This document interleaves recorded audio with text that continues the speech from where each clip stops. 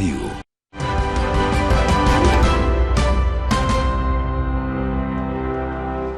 Bar, tahu nggak sih? Sekarang tuh ya, fenomena anomali aneh-aneh tuh terus-terusan muncul aja di timeline sosmed. Anomali dan anobolot ya, kan biasanya mali sama bolot. Beda ya? Pak, itu Beda ya? mali sama bolot. Bukan tempat Mali. ngopi-ngopi juga ya? Bukan. Jangan sebut merek dong.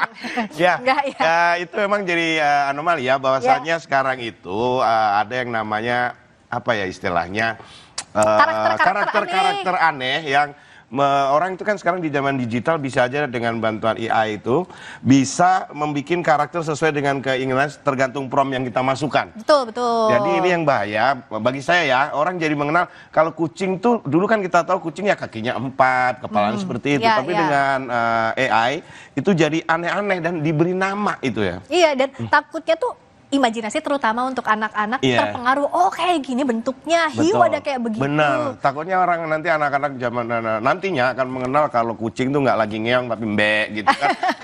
kan karena udah ke distract itu, ke distract ya. Tapi benar kamu ya. apal nggak sih, Bar? Apal apa nih? Ya apal karakternya. Saya sih taunya yang sering viral tuh yang tung-tung itu aja sih. Oh iya, yang tung-tung sahur. Nah ini Ya. apa nih sahur? Kayaknya bukan bulan puasa ya? Sini. Mas, mohon maaf. Program puasa kan masih 6 bulan lagi. Udah lewat malah lebarannya juga. Udah lewat. Ini kok kenapa pakai tung gini? Anomali saya. Oh, anomali. Anomaling kalau bahasa Indonesia ya. Yang ini loh. Seremnya gitu. Itu serem. Seremnya bukan ya. Tapi, tadi kan ini katanya apal. Bolehlah dites. Dites mengenai yang lagi viral ya, itu anomalinya yang di sosial media. Oh ya. Ini tebak nama berarti. Tebak nama. Ini kayaknya badut yang ada di Jakarta Utara Taman Bermain itu. Tahu. Ini ya biasa badut di sana di itu kan? situ ya di Taman Bermain. Di Jakarta. Ini apa pernah baca? Aku nggak tahu. Apa. Karena namanya tuh aneh-aneh loh. Iya. Karena apa itu nggak tahu. Yaudah kamu. Belum nebak. Apa? Ya itu badut Jakarta Utara. Badut Taman Dudut. Baba dudut. Apa ya ini kalau ini namanya? Nyerah ya. Nyerah. Apa yang ini adalah berpatapi. Kapun bukan. Berpatapi. Ini biasa naik motor karena ber. Oh ya ini juga bisa ber ya. Ini. Apa lagi? Karena hiu ya. Iya. Bukan ya. Apa ya? Hiu. Tralala trilili kali ya. Tralala trilili. Bukan nih. Jenis ya? apa ya? Nggak tahu. Oke. Cukup. Oke ya. Ini adalah kan tralala kan. Tralala. Tidak mencerminkan namanya Salah ya, dikit. bingung deh. Ya. Pak Akbar. Oke, ada lagi? Coba. Ya, ini. Sini. Dah. Nih. Bambalino. Oh, ini ada buaya ya, Ya. terus pakai pesawat tempur. Halo Dek kayaknya. Halo Dek, apa kabar gitu. Udah, bingung. Saya Ini ada baru klunya. tahu gambar seperti ini. Ini apa sebenarnya ini? Ini dari Surabaya, bajul hijau. Oh, bajul hijau ya. Bukan. Kalau ini apa? Kita buka ya. Ini Apa kabar, Dek? Kawin Gitu, silang antara buaya sama pesawat. Bombardino krokodil. Oh, Bombardino. Bombardino karena dia membombardir dan Udah dia coba buaya. pusing. Ini lama. Otak saya ini udah hack. Gak sinkron. Nggak sinkron. Masih banyak. Udah jangan. Ada Kucing itu pergi ono. kucing itu pergi ono. Iya udah. Ada kucing di balik udang. Ada. Iya kan? Itu ya udah tahu ah. Udah. Ntar ini. Apa? Karamel macchiato. Udah ini. Udah. Karakter-karakter yang Pusing. siapa istilahnya makin banyak ya sekarang ya. Jelas tahu. Iya nih, makanya Ya. nggak jelas. Oke. Ya. Thank you ya. Sahur. Jangan Terima lupa bangunin kasih. sahur ya. Tuh kan, makin nggak jelas, makin ngerusak otak, Bar. Ya anak saya udah saya larang sih ngeliat gitu-gitu, lihat sosial Iya, media. iya, Lebih iya. ke pulsam, habis banyak saya. Bahkan ini ada datanya loh. Apa? Dari We Are Social, agensi penelitian media sosial global yang menunjukkan ada 212 juta penduduk Indonesia atau sekitar 74% pengguna internet pada 2025. Kebayang nggak? Dari angka itu ada 143 juta orang atau 50% masyarakat Indonesia yang terkoneksi media sosial. Nah, ternyata rata-rata waktu akses internet masyarakat Indonesia 7 jam 22 menit. Lama juga ya kan? Iya. Nah, terus data lainnya. Dari laporan Digital Global Overview 2025 dari We Are Social, dominasi pengguna internet Indonesia dari kalangan Gen Z sebanyak 34,40%, milenial 30,62%, Gen X 18,98%, dan post Gen Z atau Gen Alpha 9,17%. Ya, tapi fenomena brain rot ini adalah akibat kecanduan berselancar atau scrolling media sosial, dan ini mengintai generasi muda, dan ini berpotensi menurunkan fungsi kognitif ya akibat terlalu mengkonsumsi sosial media. Tapi tadi mengenai penelitian mengenai kenapa Gen Z itu lebih banyak, hampir 7 jam 22 menit dalam sehari. Emang apa hubungannya? Itu sebenarnya bukan karena salah Gen Z aja, tapi salah boomer juga. Banyak boomer yang minta tolong Gen Z untuk membuka sosial media. Iya. jadi sebenarnya tolong dong mama bukain ini. Itu masuk screen time-nya ya. Iya. Kita lihat dulu dah liputannya berikut ini soal brain rot.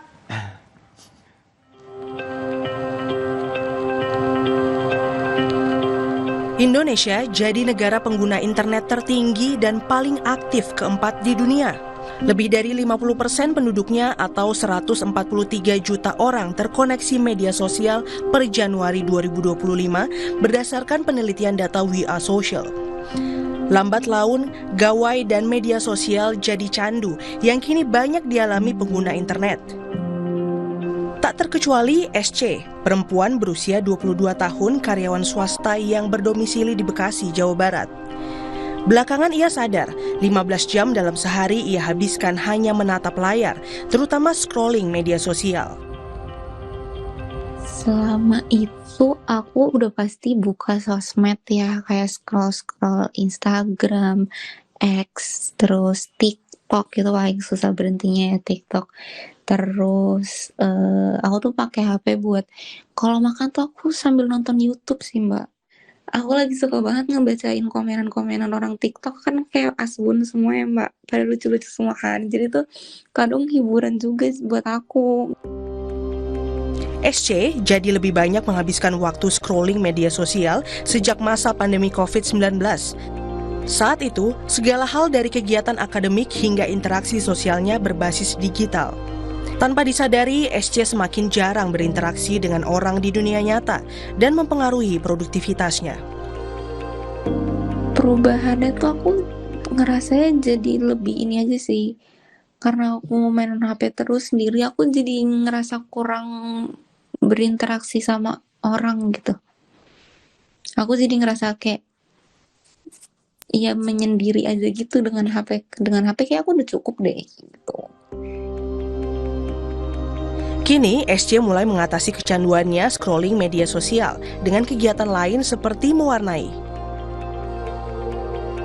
Hal yang dialami SC adalah fenomena baru yang mengintai generasi muda, yakni brain rot. Litbang Kompas mewawancarai 17 pakar dalam berbagai bidang yang mengidentifikasi Gen Z dan Gen Alpha usia 28 tahun ke bawah jadi kelompok paling rentan mengalami fenomena brain rot. Sebenarnya brain rot itu adalah suatu fenomena di mana seseorang mengalami penurunan kemampuan untuk berpikir, terutama berpikir secara kritis terhadap suatu peristiwa, terhadap suatu informasi, yang terkadang penurunan kemampuan untuk berpikir kritis ini juga dibarengi dengan kemampuan dalam mengelola perasaan, kadang terbawa emosi, dan bahkan terkadang berpengaruh terhadap kemampuan seseorang tersebut untuk berinteraksi dengan dunia sekitarnya.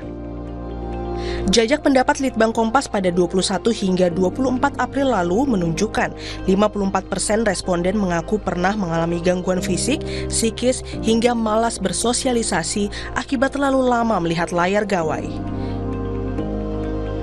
Kementerian Komunikasi dan Digital Komdigi tengah mengkaji rumusan kebijakan untuk membatasi penggunaan media sosial, terutama bagi anak-anak.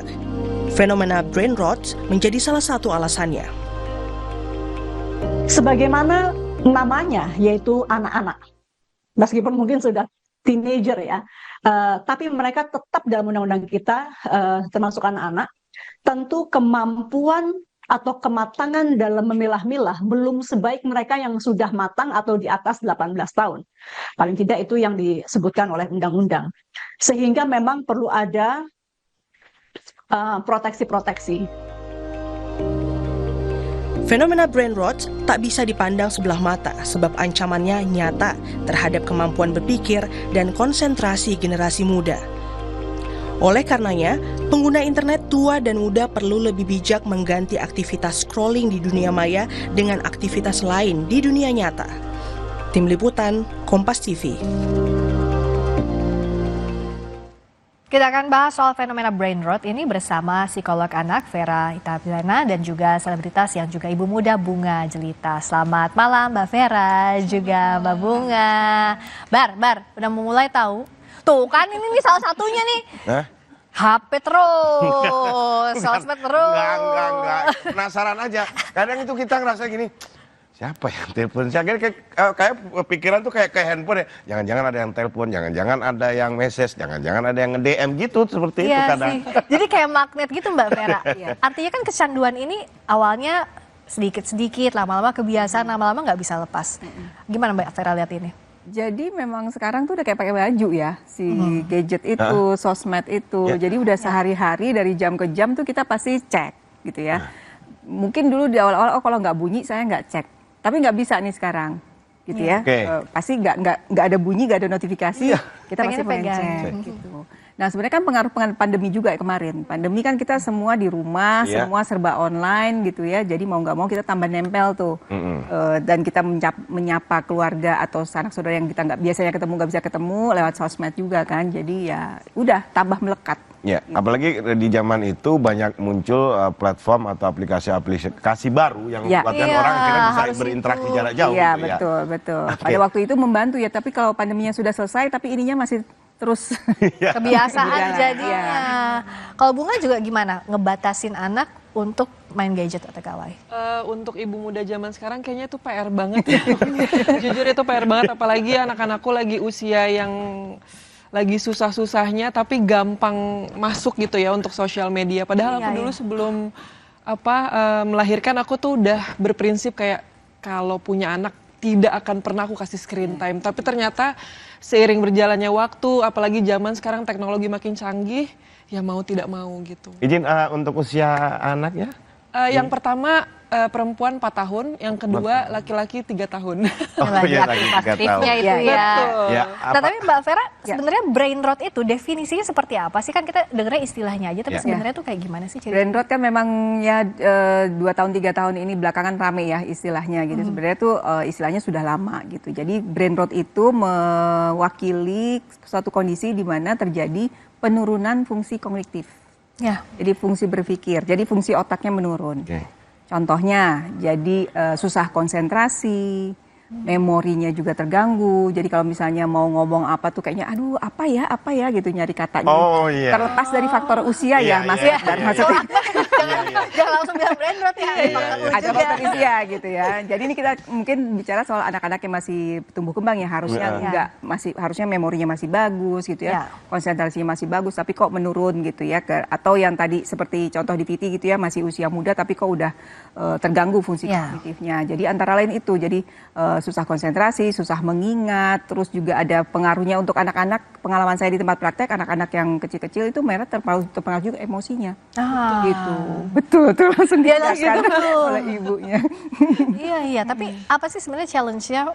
Ya mau nggak mau kan ada 1-2 waktu yang membutuhkan gawai gitu.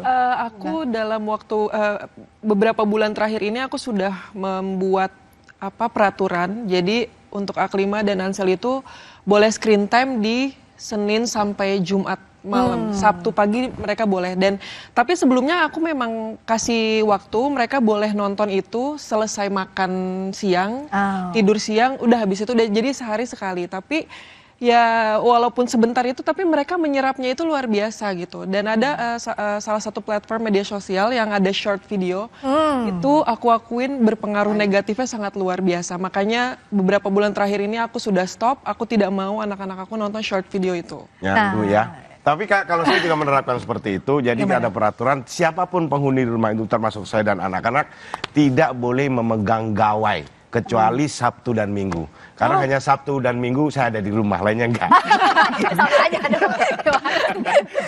Tapi ancamannya tadi dan apa yang harus dilakukan, ada nggak sih yang bisa dilakukan sebagai pencegahan ataupun kalau sudah ada ciri-cirinya, bagaimana agar tidak terus berlanjut? Tapi usai jeda di Sapa Indonesia Malam Akhir Pekan kami segera kembali.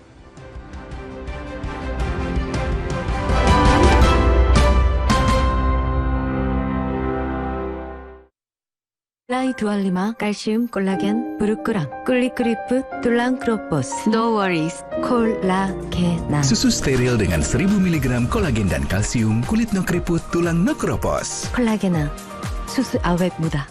Aku Viva, hadiah miliaran. Cek tutup botolnya. Ada uang tunai, handphone, emas, sampai mobil. Cek tutup botol Aku Viva sekarang. Dari Wingsuit. Mulai 25 kalsium, 콜라겐, 부르크랑, 꿀리크리프, 툴랑 크로포스. No worries, 콜라겐. Susu steril dengan 1000 mg kolagen dan kalsium, kulit no keriput, tulang no keropos. 콜라겐, susu awet muda. Kenapa gigi kita harus kuat, Pak? Gigi kuat itu penting, kayak gigi keluarga kita. Bisa makan apa aja. Pakai Ciptaden Maxi 12 Plus dengan 3 keunggulan baru, cegah gigi berlubang. Active Fluoride, Enamelok plus antibakteria. Gigi 12 kali lebih kuat, gusi sehat, rongga mulut, terlindung dari bakteri, penyebab gigi berlubang. Ting ting. Ciptaden Maxi 12 Plus, gigi kuat, gigi Ciptaden. Lain. Mulai 25 kalsium, 콜라겐, 부르크랑, 꿀리크리프, 툴랑 크로포스. No worries, 콜라겐. Susu steril dengan 1000 mg kolagen dan kalsium, kulit no keriput, tulang no keropos. 콜라겐, susu awet muda. Aku minum Hemaviton Stamina Plus dengan Advanced Fit Formula, multivitamin, ginseng ekstrak, dan L-glutamik acid. Bantu jaga stamina dan konsentrasi, dukung multitasking. Pennya mana ya? Konsen dong, 2 kali sehari. Hemaviton Stamina Plus. Kenapa gigi kita harus kuat, Pak? Gigi kuat itu penting, kayak gigi keluarga kita. Bisa makan apa aja. Pakai Ciptaden Maxi 12 Plus dengan 3 keunggulan baru, cegah gigi berlubang. Active Fluoride, Enamelok plus antibakteria. Gigi 12 kali lebih kuat, gusi sehat, rongga mulut, terlindung dari bakteri, penyebab gigi berlubang. Ting ting. Ciptaden Maxi 12 Plus, gigi kuat, gigi Ciptaden. Lain. Saat aktivitas padat, saatnya level up. Minum Hemaviton Action Immune Up. Immune Up formula dengan buffer vitamin C, D3, zinc, dan ginseng ekstrak. Bantu jaga daya tahan tubuh. Siap taklukkan hari. Jangan sampai drop dong. Minum Hemaviton Action Immune Up 1 kali sehari. Ready, action lagi. Baru Hemaviton Action Energy Drink. Energi gue untuk siap action. Saat ada tantangan lebih, ini waktunya challenge your action. Hemaviton Action Immune Up. Hemaviton Action Energy Drink. Kopi delicioso ya top cappuccino. So Italian. Hah? Ini baru cappuccino. Ini baru cappuccino. Milky foamnya lebih tebal dengan crunchy choco milk. Enak. Enak. Beli 2 ekstra 1 dari Wings Food.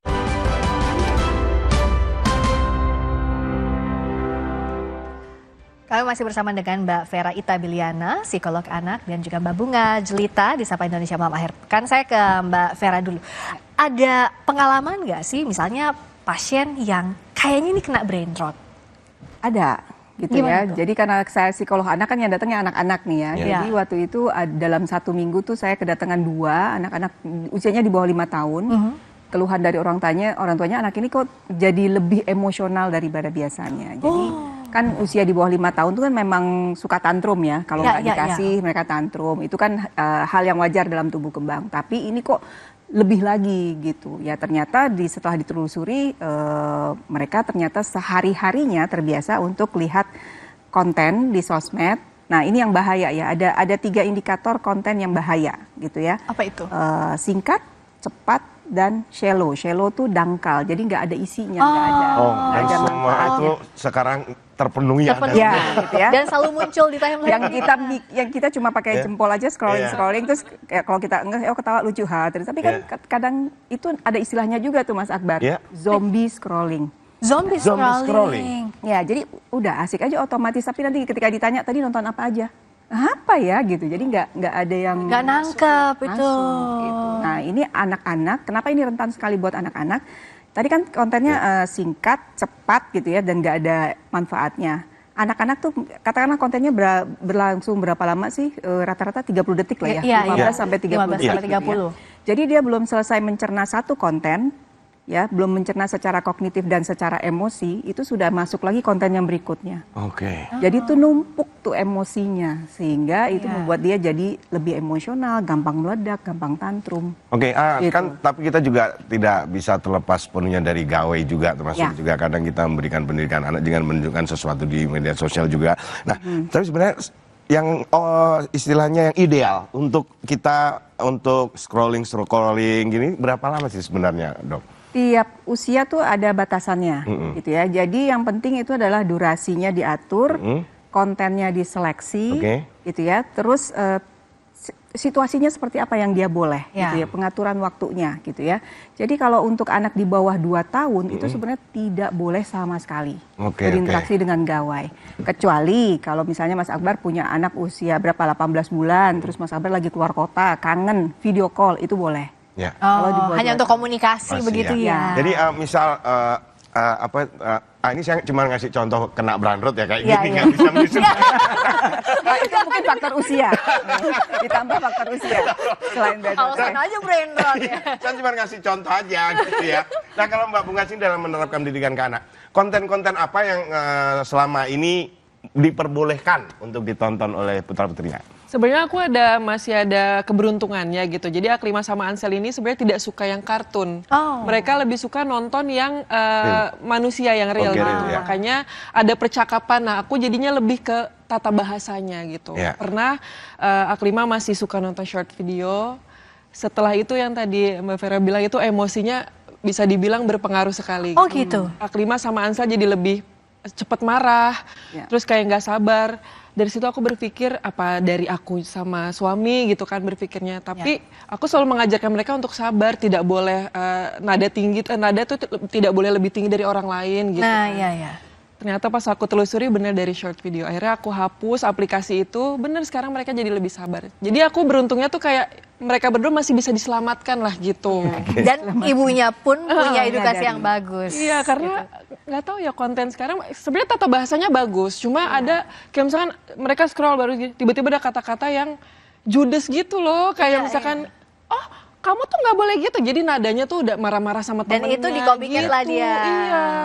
Nah sebenarnya kalau untuk orang tua ya kita ya, anak saya juga sama balita masih 5 tahun usianya. Bagaimana kita memantau anak? Jadi kan sebenarnya screen time ini kadang-kadang, tapi kadang-kadang itu sering apa bolehnya? Atau misalnya sebisa apa sih kita ngasih edukasi lewat media sosial ataupun gadget untuk anak? Pembatasannya seperti apa sih Mbak Vera? Tadi patokannya balik lagi ke usia, gitu kan. Kalau 2 tahun ke bawah nggak boleh sama sekali. Kalau 2 sampai 5 itu sudah boleh, tapi misalnya maksimal sehari itu 1 jam.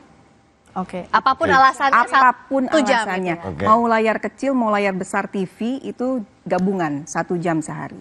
Nah 5 tahun ke atas sampai usia SD itu bisa maksimal 2 jam. Nah ini kan sejak pandemi saya mesti agak ada tambahannya sedikit, itu 2 jam maksimal tuh di luar untuk kepentingan belajar.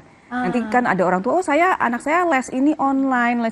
Nah ini di luar itu ya, jadi yang buat hiburan dan sebagainya itu 2 jam sehari untuk 5 tahun sampai usia SD. Nah remaja bisa lebih fleksibel lagi asalkan tidak mengganggu waktu-waktu yang untuk aktivitas utama seperti tidur terutama. Tidur tuh masih butuh 6 sampai 7 jam tidur malam ya. Jadi 6 sampai 7 jam sudah diplot untuk tidur. 7 jam lah minimal. Terus untuk makan bersama dengan keluarga, untuk mengerjakan tugas, untuk bersosialisasi secara nyata. gitu. Ya. Jadi harus dibagi-bagi. Dia harus tegas, harus strict itu ya batasannya sesuai dengan umur agar jangan sampai terjadi brain rot di keluarga kita ya. Jangan sampai terjadi atau lingkungan sekitar. Ini karena memang peran orang tua sangat penting. Dulu anak rewel, orang tua anak dimarahin. Sekarang anak rewel kasihan pun ditinggal. Iya, itu tuh yang tinggal rewel aja gitu. Jadi ketegasan kita sebagai orang tua juga, kedisiplinan kita karena kita disiplin, anak juga akan mencontoh kita. Terima kasih ya Mbak Vera, terima kasih juga Mbak Bunga Julita sudah bergabung. Dan informasi tadi sekaligus menjadi penutup jumpa kita di Sapa Indonesia Malam hari ini. Kami ingatkan Anda agar jangan lupa cukupi kebutuhan air mineral Anda setiap hari dan rasakan kesejukannya. Saya Friska Clarissa. Dan saya Insanur Akbar, terima kasih. Sampai jumpa.